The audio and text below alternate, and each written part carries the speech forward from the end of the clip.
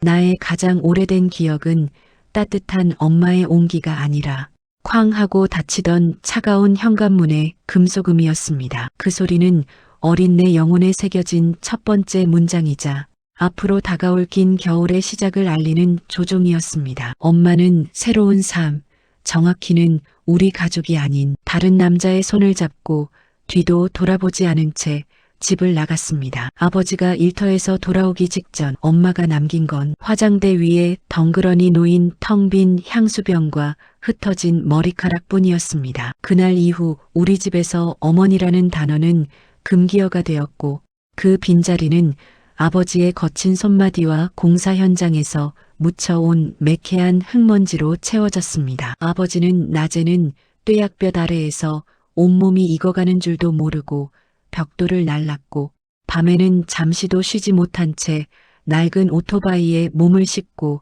식당 배달을 하셨습니다. 비가 쏟아지던 어느 날 빗길에 미끄러진 오토바이와 함께 아버지가 피투성이가 되어 돌아오신 적이 있었습니다. 찢어진 바지 사이로 드러난 무릎은 다 깨져 피가 철철 흐르고 있었지만 아버지는 당신의 고통보다 품 안에서 식어가던 검은 봉투를 더 걱정하셨습니다. 그 봉투 안에는 늘 동네 시장 어귀에서 파는 저렴한 햄버거 2개가 들어있었습니다. 그건 고급 수제 버거도 유명 프랜차이즈 제품도 아니었습니다. 눅눅해진 빵 사이에 얇은 패티와 투박하게 썰린 양배추, 그리고 케첩과 마요네즈가 뒤섞인 소스가 전부였지만 우리 남매에게는 세상 그 무엇과도 바꿀 수 없는 유일한 사치였습니다. 어린 동생 도훈이는 입가에 소스를 잔뜩 묻힌 채 햄버거 하나를 다 먹을 때까지 말을 아끼다가 마지막 한 조각을 삼키고서야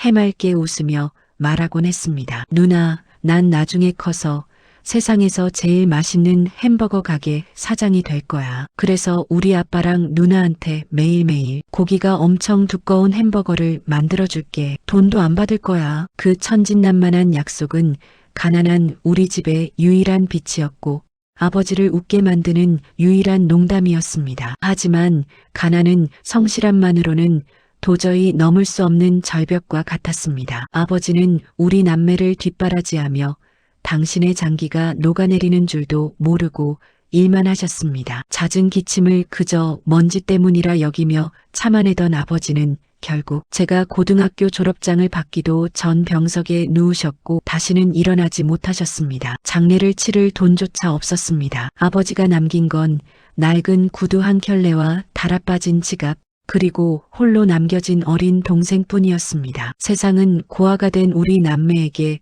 너무나도 냉혹했습니다. 좁은 고시원 방세조차 밀리기 시작하자 저는 16살 동생의 손을 잡고 눈물로 약속해야 했습니다. 도훈아, 누나가 식당에서 숙식하면서 돈을 모아올게. 딱 1년만 버티면 우리 둘이 같이 살 작은 방이라도 얻을 수 있어. 그때까지만 조금만 기다려줄 수 있지? 누나가 금방 데리러 올게. 도훈이는 제 옷자락을 붙잡으려다 이내 손을 거두며 애써 웃어 보였습니다. 그 아이의 눈동자에는 두려움이 가득했지만 누나에게 짐이 되기 싫었던 어린 동생은 떨리는 목소리로 대답했습니다. 응 누나, 난 괜찮아. 걱정하지 말고 다녀와. 나 햄버거 생각하면서 잘 참고 있을게. 그것이 동생과 나눈 마지막 대화가 될 줄은 꿈에도 몰랐습니다. 이후의 삶은 지옥과 같았습니다. 식당 주방에서 허드렛 일을 하며 하루 3시간만 자고 버텼습니다. 손가락 끝은 물에 불어 갈라지고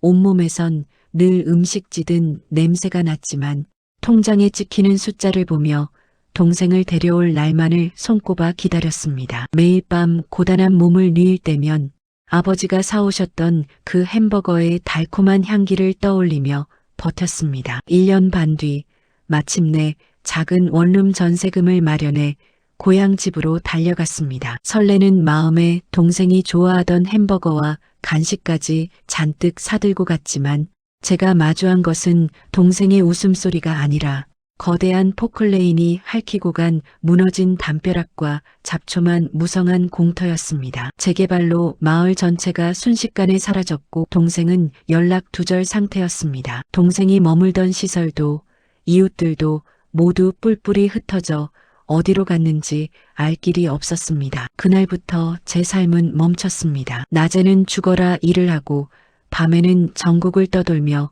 실종자 센터를 뒤졌습니다. 전단지를 돌리다 취객에게 매몰차게 거절당하고 쏟아지는 빗속에서 동생의 이름을 부르다 정신을 잃기도 했습니다. 매달 한 번씩은 혹시라도 동생이 돌아올까봐 그 차가운 공터를 찾아가 텅 빈 대지를 향해 통곡했습니다. 5년이라는 시간은 제게 영원 같은 형벌이었습니다. 그러던 어느 날 낯선 도시의 재래시장을 우연히 지나칠 때였습니다. 인파에 밀려 걷던 제 코끝을 스치는 아주 익숙한 향기가 있었습니다. 버터에 노릇하게 구운 빵과 지글지글 익어가는 고기 패티의 고소한 냄새. 그것은 아버지가 퇴근길에 우리에게 건네주던 가난했던 시절의 유일한 위로였던 그 햄버거의 향기였습니다. 심장이 미친 듯이 뛰기 시작했습니다. 이 냄새는 단순히 음식이 아니었습니다. 제 기억 속 깊이 각인된 그리움 그 자체였습니다. 홀린 듯 소리가 나는 좁은 골목 안쪽으로 뛰어갔습니다. 그곳에는 작고 낡은 가판대 뒤에서 한 젊은 청년이 등을 돌린 채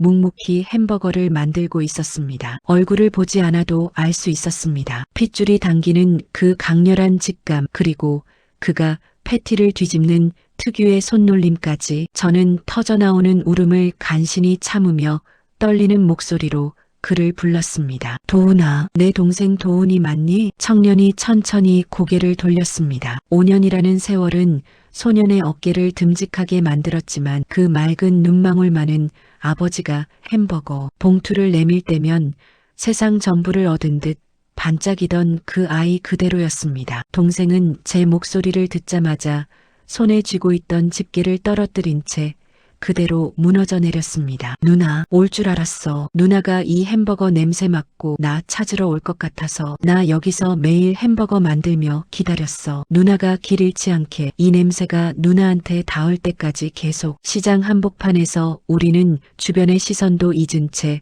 서로를 부둥켜 안고 목이 터져라 울었습니다. 동생은 누나가 자기를 못 찾을까봐 어린 적 아빠와 약속했던 그 햄버거 가게를 기어코 차려놓고 5년을 하루같이 그 자리를 지키며 향기를 피워 올리고 있었던 것입니다. 그것은 동생이 제게 보내는 세상에서 가장 간절한 신호탄이었습니다. 지금 우리는 다시는 헤어지지 말자고 약속하며 함께 살고 있습니다. 아버지는 일찍 곁을 떠나셨고 엄마는 무책임하게 우리를 버렸지만 마지막까지 우리 손을 놓지 않으셨던 아버지의 투박한 사랑은 햄버거의 향기가 되어 결국 흩어졌던 남매를 다시 하나로 묶어주었습니다. 사랑은 눈으로 보는 것이 아니라 마음으로 보는 것이기에 가장 먼 길을 돌아와도 결국 서로의 영혼을 찾아낸다. 비록 현실이 차갑고 가혹할지라도 진심, 어린 사랑과 간절한 기다림은 반드시 기적이라는 열매를 맺습니다. 바람 피워 떠난 엄마의 빈자리를